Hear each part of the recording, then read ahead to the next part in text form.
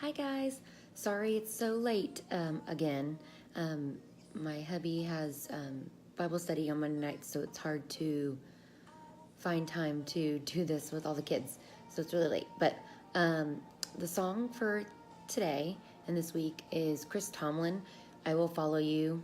It's an older song. I'll put the link up to his video, but he talks about the ways of Jesus being good, and that we can trust in him alone, and that he is higher than anything that we can think of and higher than anything that we have thought of, and so we can trust in him. So it kind of goes with a little bit of today. I really don't know why I chose him other than that, because I have a lot I'm talking about. So I'm going to start right now. I'm going to turn it down a little bit. Chris Tomlin's actually coming to San Antonio, so if you guys want to see him, I think it's in the next month. Okay, so I wanted to talk about abortion again for a couple reasons. One mainly being that the abortion movie is coming up unplanned this weekend, and so I'll get to that at the very end. But where do you stand on abortion? You need to understand the arguments out there and also understand what an abortion is. So again, more about the movie Unplanned in a little bit. Jesus says, we are all his. Whoever welcomes one of these little children in my name welcomes me. And whoever welcomes me does not welcome me, but the one who sent me. Mark 9:36-37. So to me, it's talking about that Jesus welcomes all children, any child of anybody. That means adults as well, I think. But whoever doesn't welcome these children doesn't welcome Jesus. And so for people that are, really for abortion, and they're going to say, for pro-choice, but for those people that are really making the choice for abortion or okay with others making that choice, what Jesus is saying is that those people aren't welcoming him because they're not welcoming these children. So I wanted to also talk about, and I put a little snippet today on my page. Did you guys know that in Texas, the Senate was meeting today, and the Texas Alliance for Life reports that there are 3 abortion survivors, and they waited for 1.5 hours this morning at 9 to share their testimony to the Texas House Judiciary and Civil Jurisprudence to go over the House Bill 16, which is also known as the Texas Born Alive Act for Infancy Protection Act. Representative Jeff Leach from Plano put this together. So what was happening is, as these 3 abortion survivors, late-term abortion survivors, I think, were waiting to testify, and it's like a public hearing. You have to have quorum. So there's 5 Republicans and 4 Democrats on this this committee, and at the time, only 4 Republicans were there, because one, his name is, I don't have his name. The 5th one, he missed his flight, or there was a delay, something like that, so he wasn't there. So with that one, you need 5 people there. So when that 5th Republican wasn't able to be there, those 4 Democrats said, well, we're just not gonna come. By the afternoon, this is an update, I'm kind of moving ahead of myself, the 5th Republican did get there, and they were able to have the hearing. So again, without quorum, Representative Leach could not gavel in the hearing, so they had to adjourn until then. Again, these are abortion survivors that just want to talk to the committee. On a side note, my friend, Representative Matt Krause, his plane was delayed last night at 9:15 p.m. Then they boarded. Then they waited on the plane for over an hour. Then they got off the plane, and 5 hours later at 3 a.m., their flight was canceled. So he got in his car from DFW, or a car from DFW, and drove to Austin to be there by the 9 a.m. meeting. So while these 4 Democrats decide, I'm just not going to show up because I don't want to hear what you people have to say. Really disrespectful. But he drove from 3 a.m. to whatever time it took him to get to Austin, had 1 hour sleep to make it there, because that's how important not only this bill is, but probably his job for him, because don't forget that this is a job. These people represent us, and it seems almost ridiculous that you could not show up. And besides that, it's disrespectful to these people that were there. So anyways, you can also look at the Texas Scoreboard is the Facebook page, and it talks about different things that are going on in Texas Oh, also, do you want to know the 4 Democrats that did not show up? Because some of y'all live in these areas, okay? Julie Johnson, Carrollton, Texas. Yvonne Davis, Dallas, Texas. Victoria Neve, Dallas, Texas. And Jessica Farrer from Houston. What a shame.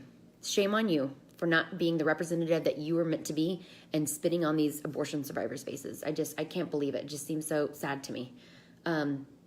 Okay, especially when Matt Krause drove so far and had 0 sleep.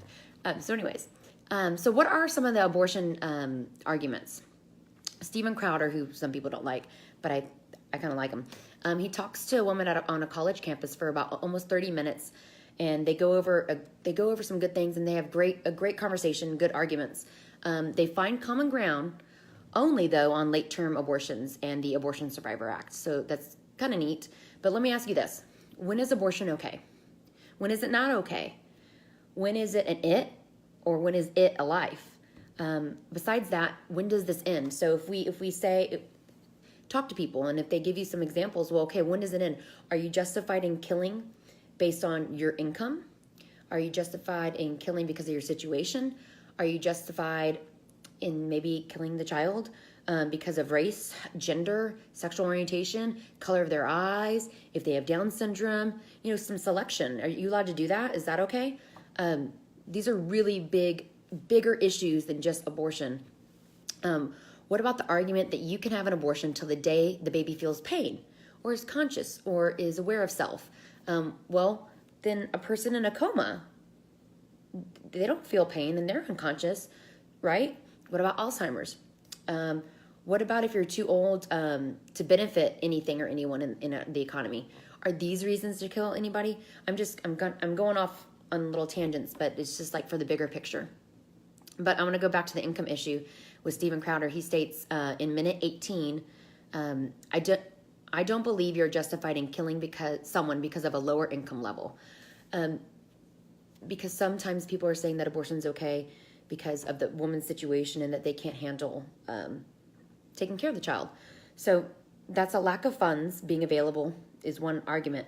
That I believe is completely false. If you do not have the means to have a baby, there's definitely help out there. In San Antonio, there's a great clinic called the Life Choices Medical Clinic, and they get help to the mother and the child. Counseling, they help them apply for Medicaid if they need it. They just help them through the process. There's also donations there from people with diapers and clothes, and I know if you're in a MOPS group or any kind of group at the church, you guys usually will pick a couple donation things to do or charity things to do throughout the year. And I know that being in MOPS, we did a diaper drive, and that benefited the Rape Crisis Center, I believe. So, but there are also churches out there that can help. There's so much more because there is help for the weary. Jesus said in Matthew 11:28-30, "Come to me, all you who are weary and burdened, and I will give you rest. Take my yoke upon you and learn from me, for I am gentle and humble in heart, and you will find rest for your souls. For my yoke is easy and my burden is light." Life is hard, y'all. I mean, tonight was hard for me. Share your struggles, share your triumphs with others. Encourage people. There's a better way. Through Jesus, you can do anything. We can all do anything. And if they still feel like they can't do it, then help them get help. Again, there's so much help out there. And I don't want to preach about the other ways to not get into this situation, because some people could say, well, you got yourself in this situation. And that's true. There's abstinence and there's birth control, right? And those are really cheap options that you could use. Actually, I think most of it's free. But the other two choices, if someone is in this situation, is to either keep the baby or give the baby up for adoption. So really, there's all these choices out there. It just depends on if the person wants to make the choice where they actually kill the baby. I just don't know how we've come to this point in humanity that if it feels like it's too hard, that we can just get rid of it. There's consequences to actions. But even if it feels like that, when we worry about the woman and her body and why does that trump the baby's body? That's another, good thing to think about.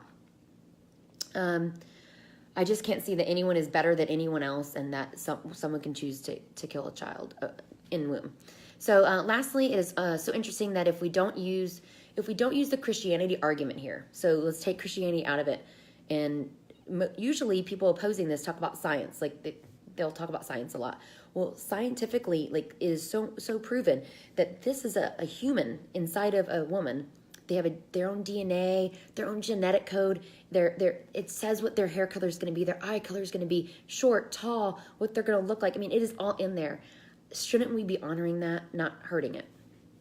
So for me, life begins at birth. How about you? Okay, so now I'm going to go with something a little bit happier. I think it's happy because I'm excited. But the movie Unplanned, which is about abortion, opens this weekend. I will be going on Sunday after church at the Palladium location at 2:10. Tomorrow I'm going to go buy tickets because I don't like to pay the fee online. So I'm going to go buy tickets after Bible study tomorrow, and I'm going to buy 3 tickets, one for me and one for each of my 2 older kids. Please join me. I'm going to go to their site right now and tell you they have a lot of seats available right now, but I'm going to tell you what's kind of sad is that we're in like one of the small theaters. There's only 124 seats available. 2 are already taken. So there was 126. So it's this tiny theater. And that's okay. We are going to rock it, and we are going to show everyone. So that, let's see, it's extremely small, but let's show the country that we stand for life and that we support this movie. The more sellouts there are, then the louder they'll have to hear us and have more showings and more weekends.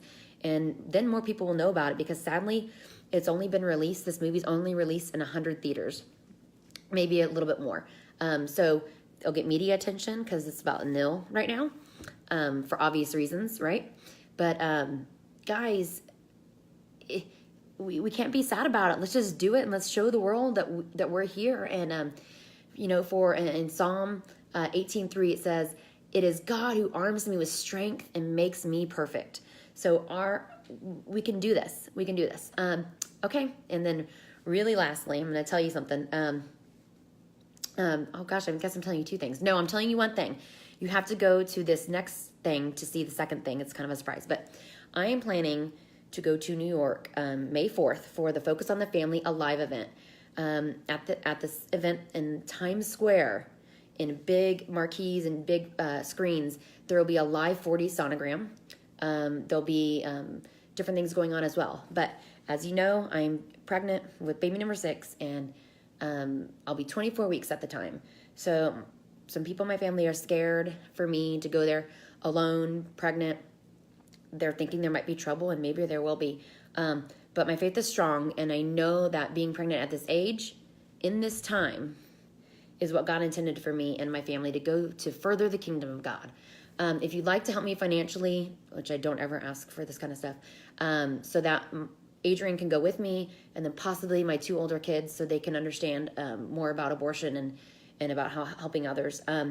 There's going to be a link underneath this that'll have my GoFundMe page, and on that GoFundMe page, you'll have a snippet of a video. It's like 2.5 minutes. And it also tells you something else that's going on right now. So anyways, so please, don't forget. So go to the GoFundMe page if you want.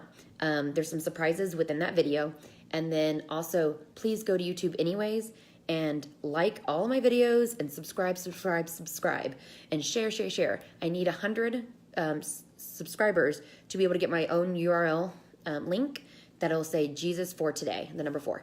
But otherwise, you can't really search me because it's like I'm like a billion down. So I hope you guys have a blessed week. Also put on the comments if you want to go with me. I'll probably get there early, and if we can get something going, like be like, hey, I'm here, I'm Leslie, if I don't know you, but if I know you, then let's just like try to sit together or not. It doesn't matter as long as we're there and we all are in unity to see this movie. Okay, so I hope you have a great week. I'm really excited for this weekend and for May 4th. And so you have 2 homework assignments. Go to YouTube, and link's going to be on here, and go to GoFundMe if you want to. All right, thank you guys. Have a blessed week. Bye.